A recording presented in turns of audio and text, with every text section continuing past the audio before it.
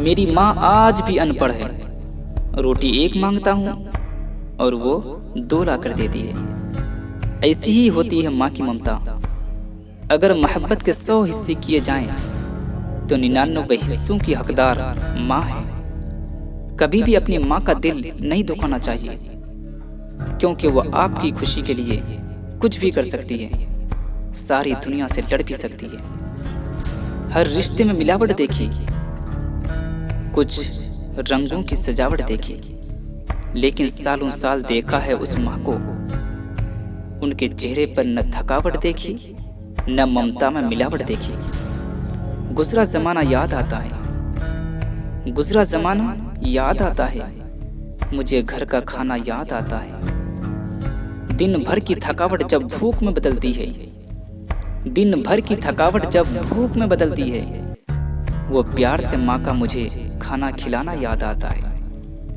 मेरी खातिर तेरा रोटी पकाना याद आता है, मेरी खातिर तेरा रोटी पकाना याद आता है। अपने हाथों को चूल्हे में जलाना याद आता है।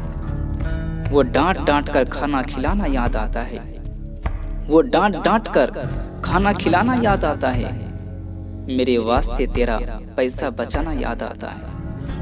अगर हो न जाए घर की मुसीबत मुझको मालूम, अगर हो न जाए घर की मुसीबत मुझको मालूम, छुपा कर तकलीफें तेरा मुस्कुराना याद आता है।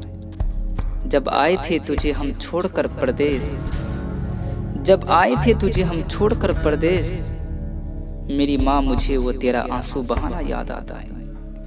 मेरी माँ मुझे वो तेरा आंसू बहाना याद आता है।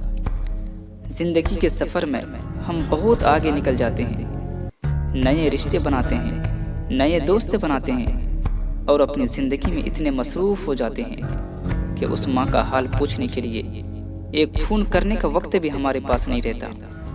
हम उस माँ को भूल जाते हैं जिसने हमें 9 महीने पेट में रखा, जिसने 9 महीने पेट में रख करके हमें पाला। मैं MBBS या PhD भी कर लूं तो अपनी माँ का चेहरा देखकर उनकी परेशानी नहीं बता सकता। मगर मेरी माँ, उसे बेशक अपना नाम भी लिखना नहीं आता, मगर वो फिर भी मेरी मुस्कुराहट के पीछे छुपा हुआ दुख और मेरी आंखों के अंदर लिखी हुई परेशानी को पढ़ लेती है।